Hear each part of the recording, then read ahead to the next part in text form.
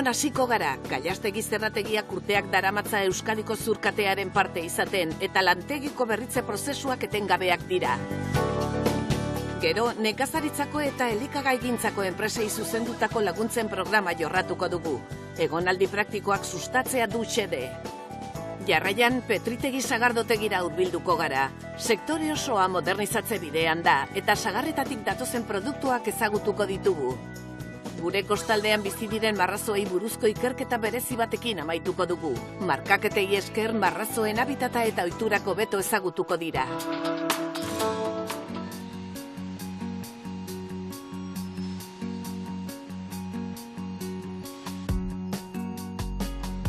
Elorrion, Durangaldeko mendien oinean, lehen eraldaketako enpresa bat dago, Maderas Gallastegi lantegia hain zuzen. Familia enpresa honen jatorria 1953 urtekoa da. Enborgunean jardunera etengabea da, lanean hasteko makinak egurrez elikatu behar baitira. Zerrautsak eta gainerako egur hondakinak galdaretarako, biomasarako eta peletak egiteko erabiltzen dira. Gallastegi gertuko egurrez hornitzen da. Lehengai guztiak zerrategitik 15 kilometrora dauden basoetatik datoz. Guk egiten duguna da lehengo transformaketa, eta transformaketa honetan erabiltzen duguen zen tronko guzti o 10 autoktonoak hemen ingurukua. Ba, insignize, alerzie, edo Lawson, edo Larifioa.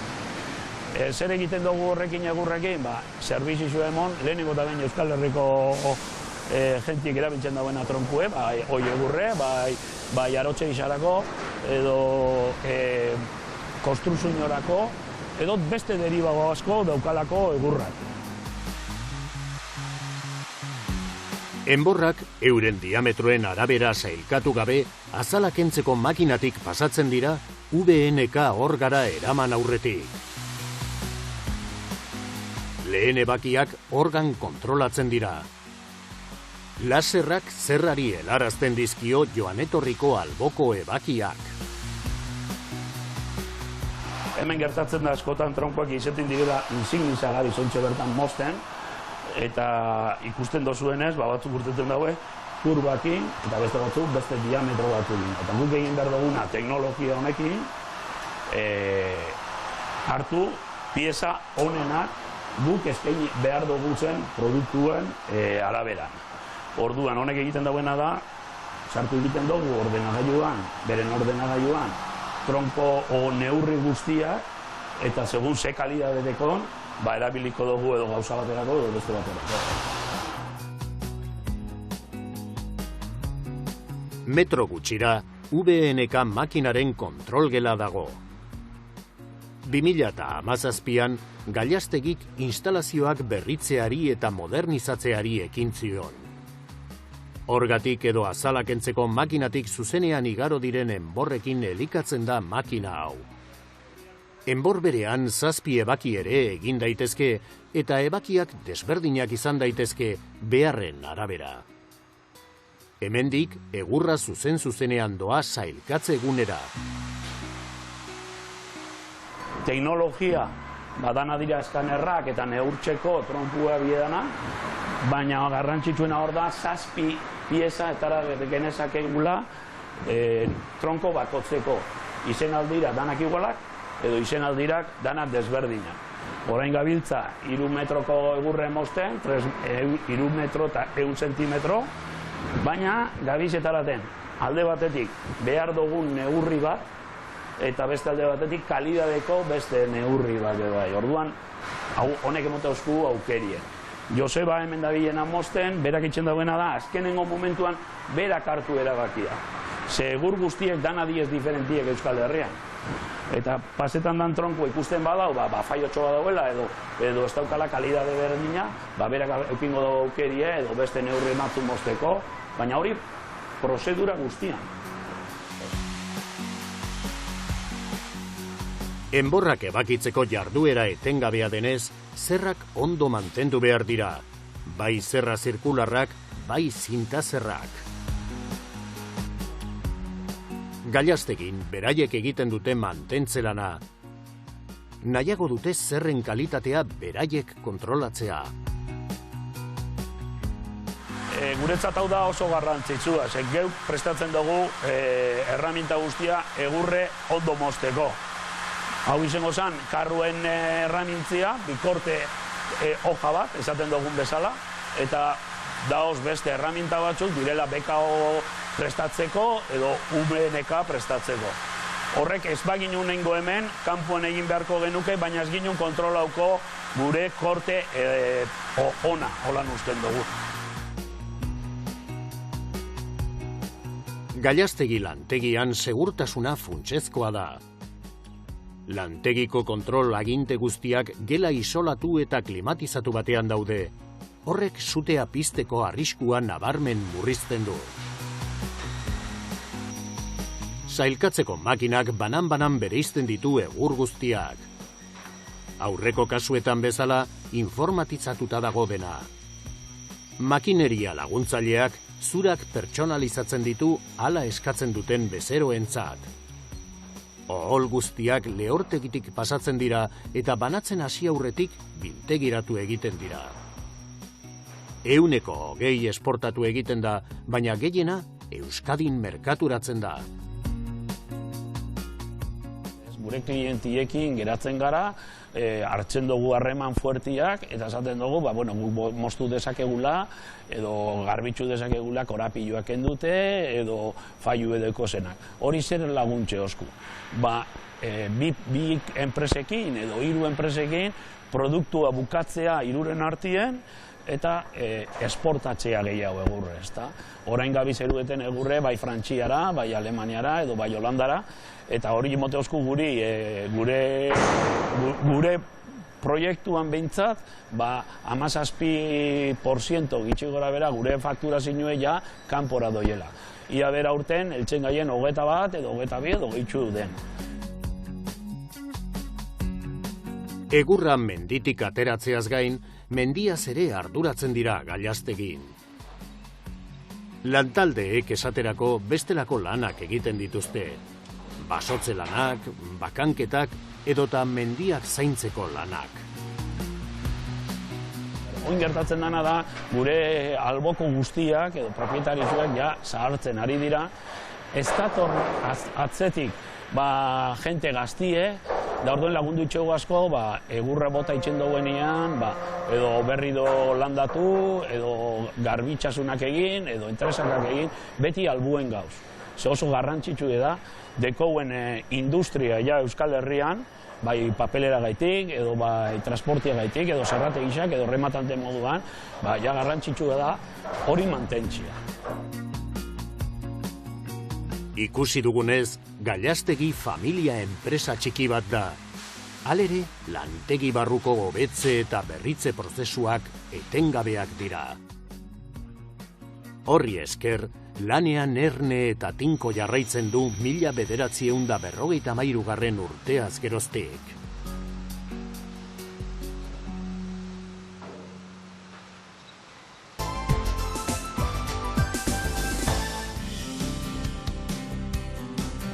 Abian da, 2023 urteko nekazaritzako eta elikagaigintzako enpresei zuzendutako laguntzen programaren deialdia.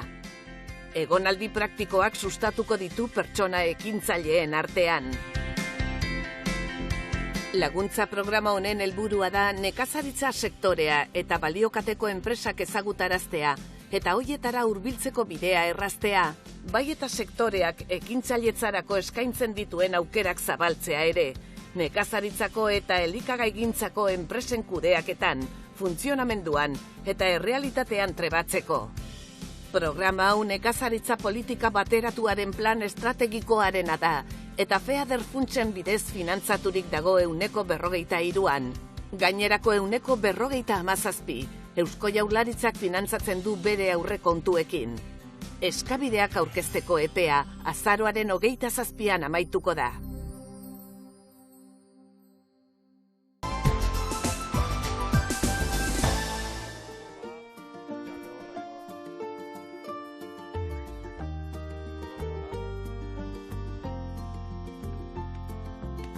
Sagarrak eta sagardoak lotura estua dute Euskadiko baserrien historiarekin.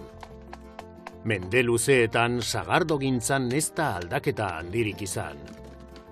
Baina duela zenbait urte, sektorea modernizatu eta profesionalizatu zuen mugimendu bat sortu zen, harik eta 2016an Euskal Sagardoa jatorri izenaren sorrerak inflexio puntu bat ezarri zuen arte. Euskal Sagardoa urteetako lanaren emaitza da eta etorkizuneko apustu bat, bertan erakundeek, teknikariek eta sagar eta sagardo sektoreek hartzen dute parte. Gaur egun sagasti berriek uzta ona ematen dute eta baserritarrek arbolak ondo zaintzen dituzte, horretarako ondo prestatu baitira azken urteetan. Sagardotegietan berdin gertatzen da enologia teknikekin. Sagarra eta sagardoa gure kulturaren parte dira eta haien bilakaera historikoa da. Petritegi 1526 urteko baserri dolarea da. Betidanik egin dute sagardoa eta duela 150 urte Agapito Goikoetxea sagardoa modu profesionalagoan egiten hasi zen. Gaur egun, modernizazioa eta historia uztartu dituzten sagardotegietako bat da. 16 hektarea sagardi zaintzen eta lantzen dituzte, hoietatik 5 euren jabetzakoak. Eta aurten, 250.000 kilo sagar bildu dituzte. Uzta honetako azken sagarrak ekartzen hasi dira. Kalitatezko lehen gaia erabiltzea oinarrizkoa da sagardo ona egiteko. Heldutasunan arabera, heldutasun gehiago ematen baduzu, izango duzu gorputz gehiago, struktura gehiago, baina pixka bat aromak eta helduagoa dira, eta sagardua zerikusia handia du horrek. Eta alderantziz oso berde biltzen bada, aziez oso markatua, baina gero struktura hori falta izango da. Gure apustua Petritegin da, tarteko zerbait eitia, bai. Freskura hori galdu gabe, struktura baita izatia. Sagastiakiko, lehenik eta behin oso garrantzitsua izan zen sagar bariedadeak, sagardo bariedea onak izatea eta ezagunak. Eta gero, sagastian egiten da lanketa guztia. Garbitu ondoren, sagarrak dolarera doaz eta une horretan bertan hasten da sagardoa egiteko prozesua. Ja daukagu mostua, mostu hori ekartzen dugu deposito hautara. Deposito hau edia desfangatutako depositoak edo dekantazio depositoak. Eta behaien funtzioa da, hotzaren bitartez, pisua asko daukaten materialak, adibidez pepitak edo edozein hosto txiki, hotzarekin jetxiko da bera, eta guk ingo deuna da, esan dezagun zikinak beran utzi eta mosto garbia errekuperatu, mosto garbi hori fermentazioa garbi izateko eta aromak asko ze fresko izateko, hartuko dugu eta trasegatuko dugu eta horra hasiko litzake pixka bat fermentazio prozesua, lebadurak eta azukreak egingo dutena. Handel txiki batzuek mikroardotzeak egiteko eta produktu berriak probatzeko balio dute, esaterako barietate bakarreko sagardoak.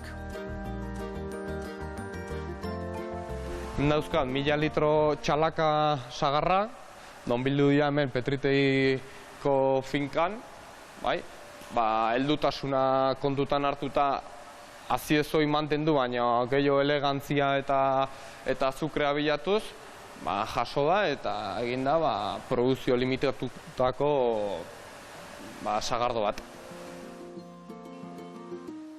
Argoitzek eta bere osaba Jonek sagardo berriaren ernamuina dastatu dute.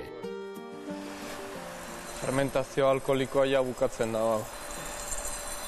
Orduan hau dena ondo joan bada, ja lehorrengo da. Kolore ona. Aroma garbiak, mosto garbia da. Fruta blanca, oso markatua fruta. Hau euskal sagardoa, aiakua. Hemen dago, aiako sagarra.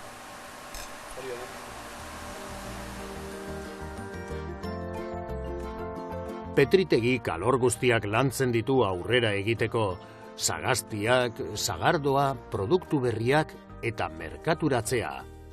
Adibidez, abuztuan salmentagune bat zabaldu zuten sagardotegiaren ondoan.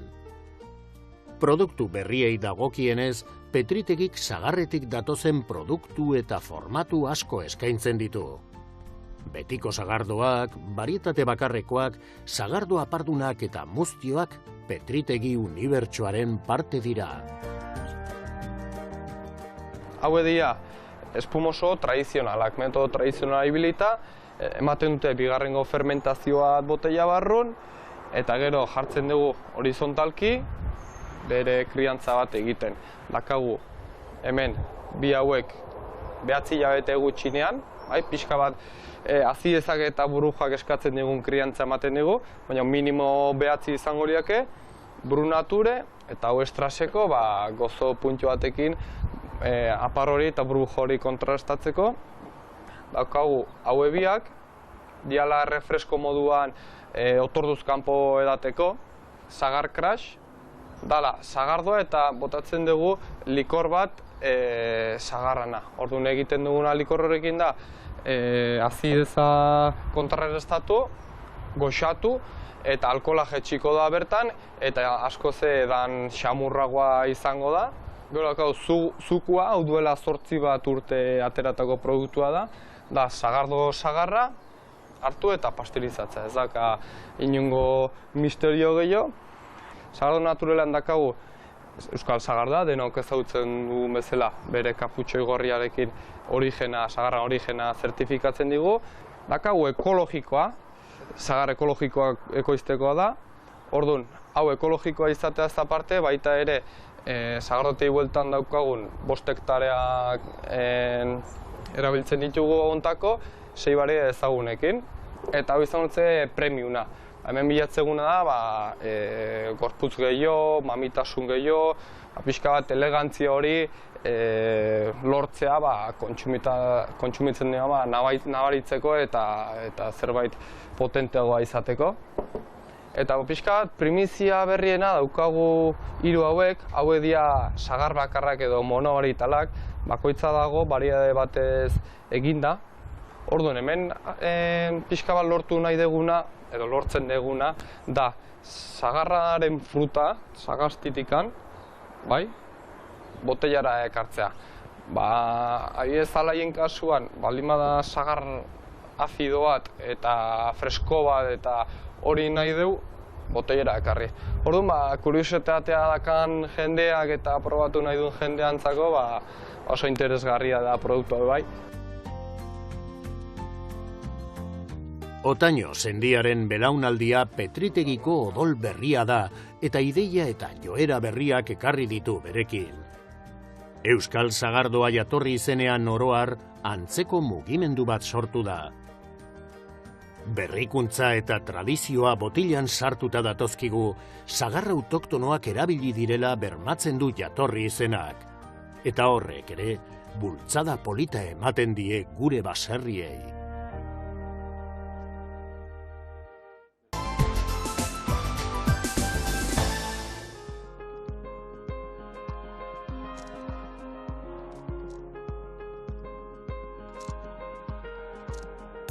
ASTI, nazioarteko zentro zientifiko eta teknologiko ospetsua, itsas ingurunean eta elikaduran espezializatuta dago. Itsasoko flora eta faunaren jasangarritasuna eta kontserbazioa ikertzeko proiektuak garatzen ditu. Eta gainera, bere ikerketak euskal arrantzaleei transmititzen dizkie. Aurten, marrazoen populazioa kontrolatzeko eta karakterizatzeko programa berria jarri du martxan. Ikerketak marrazo urdina edo tintoleta eta marrazon mutur luzea ditu ardatz, galtzeko arriskuan biak. Maite Aztiko ikerlaria da eta marrazoak markatzeko abuztuan abiatu zen proiektua hitz egin digu. Proiektu honen helburua azkenean da ulertzea eta ikastea zergatik eta nun ibiltzen diren marrazo espezie hauek, bi espezie hauek, azken finean ez dakigulako noiz etortzen diren, nondik ibiltzen diren eta zergatik. Azken hamarkadetan zehar marrazoen populazioa asko txikitu dira, gutxitu dira, eta badaude espezie batzuk nahiko larri dabiltzala, arriskuan daudenak, eta ulertzean guk hemen gure kostan ditugun espezieak noiztik nora datozen zergaitik, lagunduko digu errekurtso hau modu jasangarriagoan kudeatzea. Azkenean, 2023an markaketa proba bat egin dugu, proiektu piloto bat, lortu ditugu 14 individua markatzea, 7 eta 7 eta espero dugu hurrengo urtean zehar lehenengo emaitzak jasotzen jutea. Taldea osatzen dutenak adituak dira hainbat jakintza arlotan. Azpin jende askok parte hartzen du azken finean proiektu honetan, modu batean edo beste, alderdi ezberdina dituelako, baina markaketa talde hortan 9 pertsona gara, azken finean itsasora irtera kudeatu behar ditugu, esango nuke gutxienez 5 pertsona beharrezkoa direla barkuan gaudenean markaketa egiten, animaliaren osasuna eta onura bermatzeko. Gutxienez barkuan 5 pertsona behar ditugula esango nuke animaliaren onura eta osasuna bermatzeko eta ondo askatu egin ahal izateko. Markaketak egiteko erabiltzen duten ekipoa erakutsi digu Maitek. Marrazoak uretatik inoiz atera gabe 2 markatzaile mota erabiltzen dituzte. Konbentzionala eta satelite bidezko informazioa transmititzen diena. Hau marrazotik berez askatuko da handik hilabete batzuetara. Hemen markaketarako erabiltzen ditugun erraminta batzu ditugu. Hemen ikustituzue labanak, zinta metrikoa marrazoak neurtzeko. Hau jarri diogu, azken finean ez dugulako jarri nahi eskua justo mutur aurrean, bazpare segurtasun aldetikan neurtzeko. Eta gero hemen erabiltzen ditugun 2 marka motak. Alde batetikan, esan bezala ditugu marka konbentzionalak, direla plastiko zati bat. Ikusten duzu, hau aplikadore bada, hau aleta dortsalean dijoan zer da. Eta zenbaki ezberdina dituzte. Azkenean, zenbakiarekin eta kolorearekin horia jartzen ditugu hemenetan eta berdeak harretan, jakingo genuke jendiak esaten digunean, jakingo genuke zein individuetaz ari garen. Eta horrek ematen digu informazioa nun eta noiz ikusi dituzten eta lerro zuzen batean nondik nora mugitu diren. Eta bestalde ditugu beste marka sofistikatuago batzuk, direla marka satelitalak, hau aplikadore bat da, azken finean hau jartzen dugu intramuskularki, hau sartzeko laguntzen du, eta hau gelditzen da horrela marrazoan. Egoten da animalian 3-6 hilabete, urtebete guk erabakitzen duguna, eta behin denbora hori pasata, hemen dagoen pin bat erre egiten da, marka hau askatzen da, gainazelera iristen da, eta satelitea pasatzen den bakoitzean hemendik datuak bidaltzen ditu. Dira pakete datuak. Hau errekuperatu ezkero, aldugu zuzenean ordenagailura konektatu, eta modu horretan aldugu datu guztiak deskargatu. Orduan oso informazio baliogarria da. Honek temperatura, presio eta argia gordetzen juten da, eta datu horiekin gero gu gara gai ikusteko nondik ibili diren eta rekonstruitzeko beraien mugimendua eta beraien patroia. Eta hori dira jartzen dizkiegun 2 marka motak. Marrazo mutur luze bat edo beste ikusi dute, baina ez dute bat ere harrapatu. Orain arte, 14 tintoleta markatu dituzte, 7 ar eta 7 eme. Handiena 2,76 metro luze zen. Guztira 14 individua markatu ditugu, marrazo urdin 14 individu, 7 ar eta 7 eme. Jada 3 abistamendu erreportai eman dizkigute, orduan hasi dira bidaltzen informazioa, baino marka satelitalei dagokionez, espero dugu otsailetik aurrera datuak jasotzen hastea. Azken finean 6 hilabetera jarri genituen lehenengo markak eta urtebetera bestiak. Orduan hurrengo urtean inguruan espero dugu ja datu batzuk errekuperatzen hastea.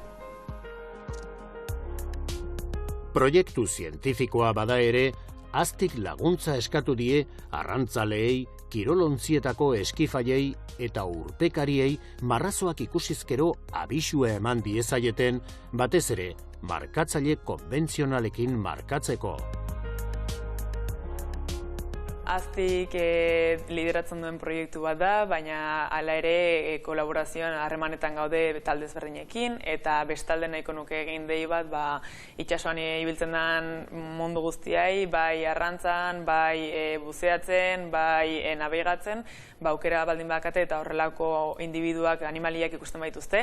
Naiz eta ez izan marrazo urdina beste marrazo batzuk ere, mesedez abisua eman dezaten, azkenean informazio bilketa hori kudeatzen hasi gara eta oso garrantzitsua izango delako gure proiektuan. Tintoleten mugimenduak eta habitata ezagutzea garrantzitsua da. Proiektua batez ere zuzenduta egonda marrazo urdina eta makoari. Makoa arriskuan dagoen espezie bat da, orduan askoz zailagoa da itsasoan topatzea. Orduan azkenean markaketa marrazo urdinan egin dugu. Dira espezieak bizi direla gehiago ozeano irekian, batez ere plataforma kontinentaletik kanpo eta luz inguruan, baina batzuetan gerturatzen dira kostara, duela bilabete Kontxa inguruan ikusi genuen bat, baina hori, gu ez gaude beraien dietan, beraz lasai egon. Baditugu Bizkaiko golkoan beste espezie batzuk ere marrazoena, batzuk fondoari gertutasun gehiago dakatenak, beste batzuk hauek bezala ozeanikoagoak direnak, baina gu batez ere bi espezie hauetan oinarritu gara proiektu honi hasiera emateko. Marrazoak harrapariak dira, beraz zeregin garrantzitsua betetzen dute itsas ekosisteman. Gure kostaldean bizi diren marrazoei buruz ahalik eta gehien jakitea da proiektuaren helburua. Helburua esan bezala azkenean da ulertzea, ikastea eta espezie hauen inguruan gehiago jakitea, baina helburua amaierako helburua izango litzateke ikustea ea bai espazialki eta denboran, ea badauden zonalde batzuk kritikoagoak direnak espezie hauek gizakiarekin interakzionatzeko edo ea inolako arazorik ekiditeko. Finean, marrazoak depredadore topeak dira, katetrofikoan goian daude eta egiten dutena da beraien azpian dauden espezie guztien ekilibrioa mantentzen dute. Oso seinale ona da marrazoak eukitzea gure itsasoan, gure ekosisteman, eta beraz hori, poztu beharko ginateke espezie hauek gure inguruan edukitzeaz. Maiterentzat garrantzitsua da marrazoen ospetxarra ezabatzea. Izan ere, posible da haien ondoan urpean igeri egitea. Gizarteak beldur hartu die, batez ere Marrazo tiburon pelikula hartatikan, Spielbergena, baina ez dira animalia agresiboak, ez baldin badea sentitzen beraiek atakatuta. Beraz, gu ez gaude beraien dietan, ez dute atakerik egingo ez baldin bada zeo zergatika, normalean izaten dira konfunditu egiten gaituztelako beraien janaria diren beste harrapakin batzuekin, eta kontrako esango nuke, beldurra eduki beharrean, animatuko nuke jendea, bermeon aukera dago beraiekin igeri egiteko, juteko, probatzeko, kriston esperientzia politxa da, lasaitasuna transmititzen dute behintzat neri, eta mirestuko nituzke hemen ditugun espezie hauek. Markatu ondoren, marrazoak inolako kalterik eta estresik sortu gabe askatzen dituzte, eta itsasora libre itzultzen dira. Aztiko ikertzaileen lan handiari esker, marrazoen mugimenduei buruzko datu asko eta asko ezagutu ahal izango ditugu.